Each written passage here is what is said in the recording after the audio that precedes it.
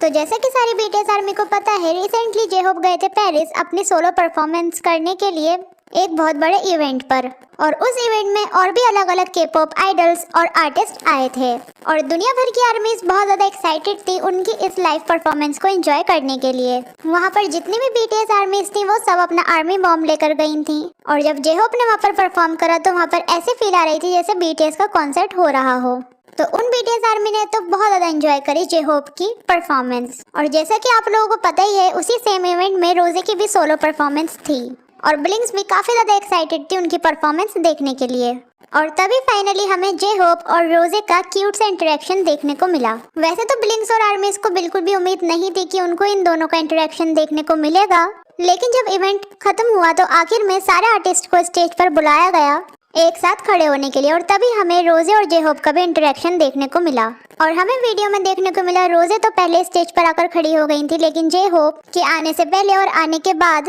वहाँ पे जितनी भी बीटीएस आर्मी थी वो जे होप चिल्ला रही थी, और फिर इसके बाद जे होप भी स्टेज पर आ गए। तो पहले तो जे होप रोजे के साथ नहीं खड़े हुए थे, वो पहले लास्ट में बिल्कुल खड़े हुए थे। तो तभी वहाँ की जो इवेंट की ऑर्गेनाइजर थी उन्होंने जे होप से कहा कि आप प्लीज वहाँ पर जाकर खड़े हो जाएं। तो इस तरीके से जे होप और रोजे साथ में खड़े हुए हमें दिखाई दिए। और जब जे होप रोजे के पास चलते हुए आ रहे थे तो रोजे ने रेस्पेक्ट में बो भी किया उनको, और फिर बाद में वो रोजे के साथ आकर खड़े हो गए। लेकिन हमें पूरी वीडियो में उनकी कोई भी बातचीत नहीं दिखी, क्योंकि वो दोनों एक दूसरे से बातचीत कर ही नहीं रहे थे। रोजे ब्लिंक्स के लिए पोज दे रही थी और जे होप आर्मीज को ग्रीट कर रहे थे, और दोनों को देखकर ऐसा लग रहा था कि वो बहुत ज़्यादा ऑकवर्ड हो रहे हैं। तो काफ़ी सारे ब्लैकपिंक और बीटीएस शिपर्स का कहना है कि रोजे जे होप के साथ फोटो खिंचवाना चाहती थी, और वो लोग ये चीज़ इसलिए कह रहे हैं क्योंकि